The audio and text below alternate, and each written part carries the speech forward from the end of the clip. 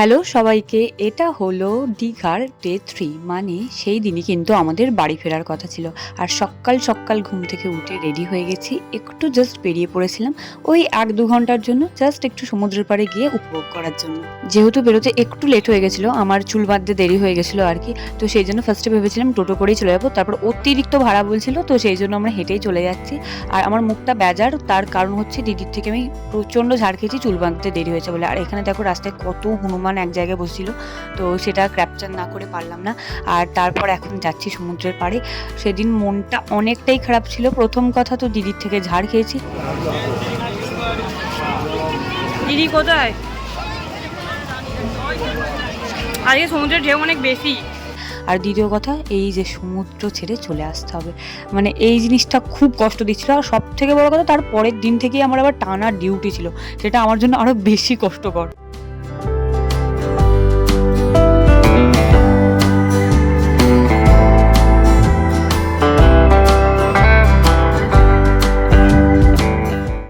আর আমরা তো মেনলি সকালবেলা ওই 1 ঘন্টার জন্য বেরিয়েছিলাম, শুধু এই সমুদ্রটাকে আর একবার প্রাণপুরে দেখবো বলে, একটু ছোঁবো বলে ঢেউগুলোকে।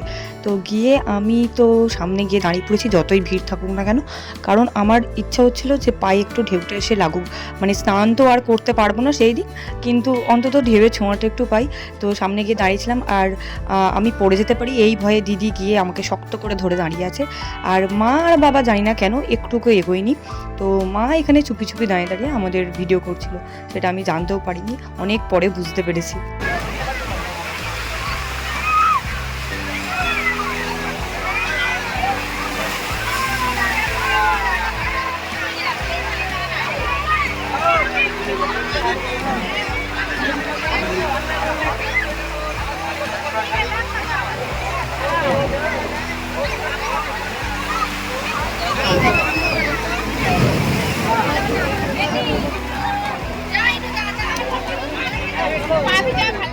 আর বেশ কিছুক্ষণ দাঁড়িয়ে থাকার পর বুঝতে পারলাম এবার তো বাড়ি যেতেই হবে, যতই সমুদ্র ছেড়ে না আসতে ইচ্ছা করুক, আসতে তো হবেই।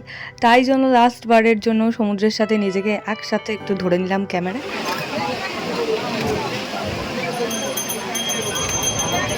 দীঘা করা শেষ,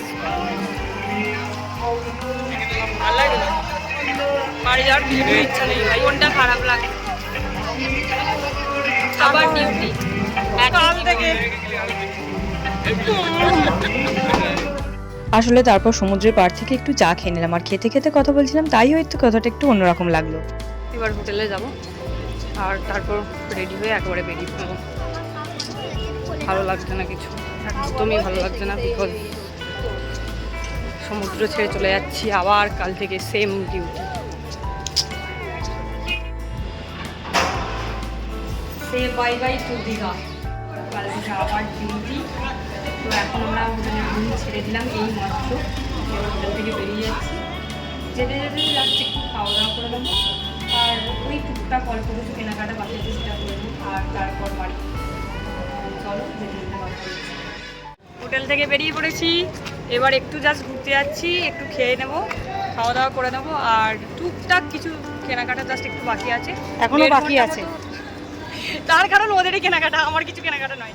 1.5 ঘন্টা মতো আমাদের হাতে টাইম আছে, 9:30 পুরো হোটেল, মানে 9টায় চেক আউট, কিন্তু আমরা ওই এক্সট্রা আধ ঘন্টা টাইম নিয়ে নিয়েছি। 9:30 আমরা পুরো বেরিয়েছি হোটেল থেকে, আর আমাদের ট্রেন হচ্ছে 12টায়, কিন্তু 11টার সময় এখান থেকে বেরিয়ে যেতে হবে। আর ও যদি কিছু কেনে তাহলে কিন্তু ওরগুলো এখানে রেখে যাবো, আমরা নিয়ে যাবো না। ও বলছে আমি কিছু কিনবো না, আমার চটি কিনবে, দীঘার চটি কিনবে বলেছে। ওটা মা কিনবে, সেই জন্য আমি বলেছি তুমি যখন কিনছো আমি একটা কিনবো, নাহলে আমি কিনতাম থরি। আচ্ছা, পাপাজিকে একটু দেখিয়ে দিই। ওই পাপাজি, চলো ঠিক আছে। কোথায় আনবে? আলগেও নিয়ে গেছি, আপনার থেকে নিয়ে যাওয়া হলো তো এরকম গেঞ্জি, টোটাল 4টে নিলাম। তাহলে দেখুন আপনার থেকে। তারপর চলে গেলাম খেতে। কষ্ট হবে কিন্তু। হ্যাঁ কিছু কষ্ট হবে না, গরমে দিদি, দিদি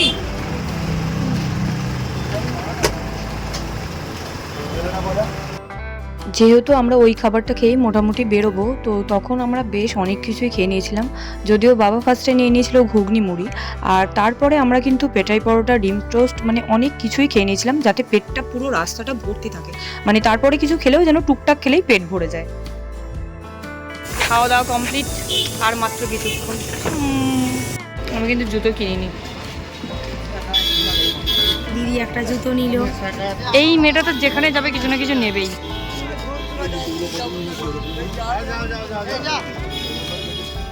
আমাদের ব্যাগপত্র কিন্তু আমরা হোটেলেই ওই বাইরের এরিয়াটায় রেখে এসেছিলাম, কারণ তখন আমাদের যেতে বেশ দেরি ছিল। আর আমাদের সমস্ত কেনাকাটা হয়ে যাওয়ার পরও মোটামুটি আমাদের হাতে 1 ঘন্টা টাইম ছিল। তো হোটেলে যাওয়ার পথে কি মনে হলো যে জাহাজবাড়িতে একদিনও ঢোকা হয়নি, তো এত শুনি জাহাজবাড়ি, ওখানে দেখছি প্রতিদিন প্রচুর রেস্টুরেন্ট আছে, তাহলে একবার জাহাজবাড়িতে ঢোকা যাক।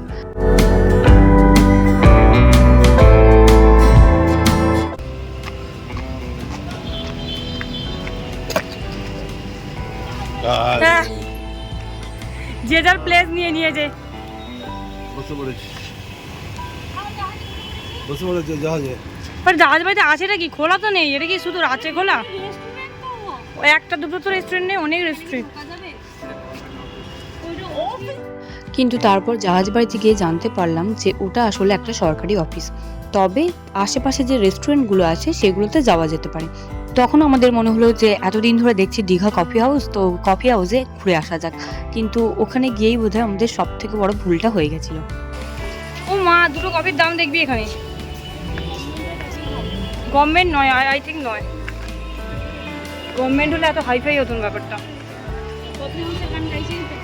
ওফ, এটা এই কফি হাউসের গান নয়, ওটা।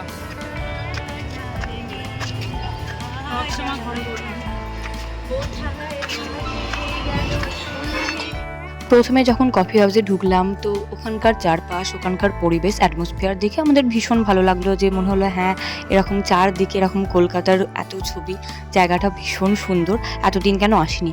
তো সেই জন্যই এরকম প্রথম দিকে প্রচুর ভিডিও করছিলাম আমরা, খুব ভালো লাগছিল। আর আমরা শুধু অর্ডার দিয়েছিলাম যে মশলা কোল্ড ড্রিঙ্কস, যেহেতু আমাদের খাওয়া দাওয়া কমপ্লিট হয়ে গেছিলো পুরোপুরি। বাট তারপরে ঘটলো আমাদের সাথে একটা ঘটনা, সেটা হচ্ছে ওখানকারেরই একটা লোক, কে সেটা আমি জানি না, বাট কফি হাউসের মধ্যে উনি ছিলেন এবং দেখে যেটা মনে হলো ওখানকার লোকজনদের সাথে উনি চেনা পরিচিত, কারণ ওনাদের সাথে উনি সেইভাবেই কথা বলছিলেন। আর উনি এসে আমাদেরকে জোর করে কফি অফার করছিলেন এবং পাপাজিকে তো রীতিমতো জোর করে উনি কফি খাওয়াবেন ওনার তরফ থেকে। এবং তারপরেই আমরা বুঝতে পেরে যাই যে ওই জায়গাটা একেবারেই সেফ নয়। আর তারপরে আশেপাশে তাকিয়েও দেখি যে কোনো ফ্যামিলি তখন কিন্তু ওখানে ছিল না, আর যারা ছিল তাদের কাউকেই আমাদের ঠিকঠাক লাগেনি। তো তারপরে আমাদের মশলা কোল্ড ড্রিঙ্কস চলে এসেছিলো, কিন্তু আমরা আর কিছুই খাইনি, একেবারে ওখান থেকে বেরিয়ে চলে এসেছি। এটাই বলার, যারাই যাবেন দয়া করে একটু বুঝে শুনে যাবেন।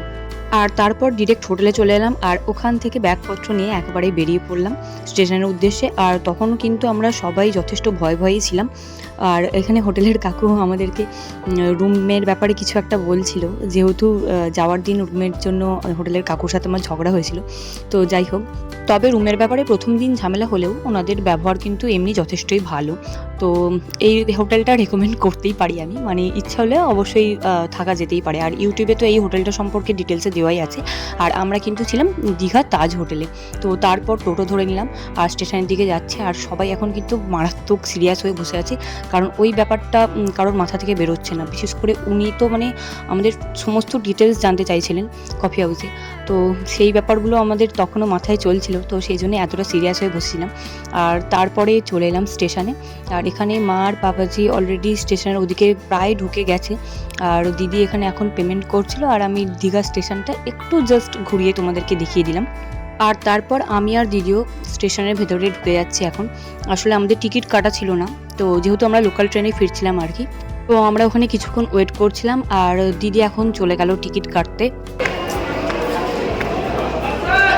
11:12 স্টেশনে এসে গেছি, দিদি টিকিট কাটতে যাচ্ছে।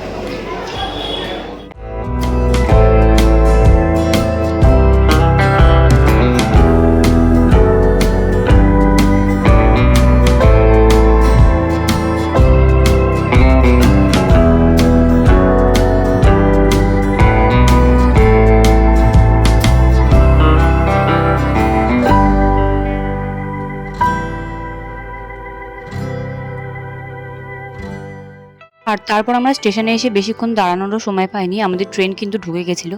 তো আমরা গিয়ে প্রথমেই ট্রেনে উঠে পড়লাম।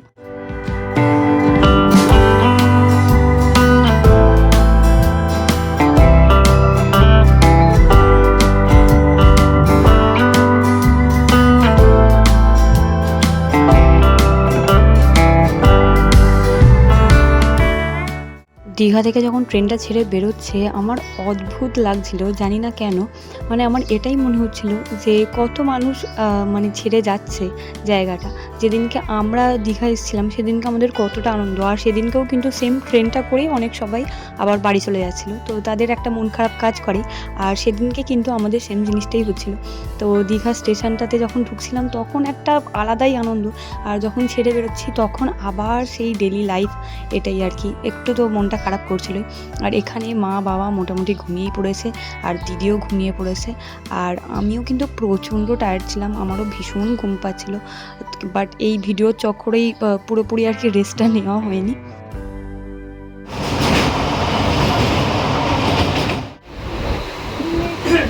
প্রচণ্ড পরিমাণে ট্যান হয়ে গোয়িং টু বাড়ি। তোকেও আমার থেকে ভদ্র লাগছে ভাই, আমাকে দেখ।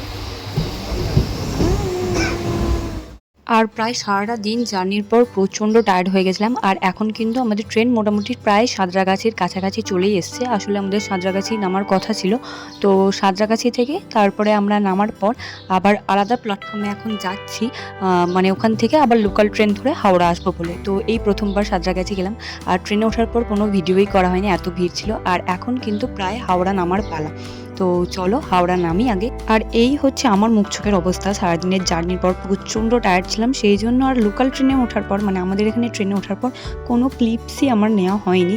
তো একেবারে স্টেশনে এসে আমার মনে হলো একটু হাওয়াটা খেতে খেতে একটু ক্যামেরাটা অন করা যাক। তো আমি আমাদের স্টেশনে কিন্তু একদম এখানে পৌঁছে গেছি, আর ওখানে কিছুক্ষণ আমরা ওয়েট করছিলাম। আসলে পাপাজির গাড়ি রাখা ছিল স্টেশনে, তো পাপাজি ওখান থেকে গাড়ি আনতে গেছিলো। আর তারপর প্রথমে পাপাজি মাকে বাড়িতে নিয়ে এলো, আর তারপর আমি আর দিদি পাপাজির গাড়ি করে অবশেষে বাড়ির দিকে ফিরছি। অনেক দিন পর এইভাবে চারজনে দুদিনের জন্য হলেও ঘুরতে গিয়ে আমাদের ভীষণ মজা হয়েছে, ভীষণ আনন্দ করেছি। আবার কোনোদিনও কোথাও গেলে অবশ্যই তোমাদের সাথে শেয়ার করব। তো দীঘা ব্লগ এখানেই শেষ হচ্ছে, বাই।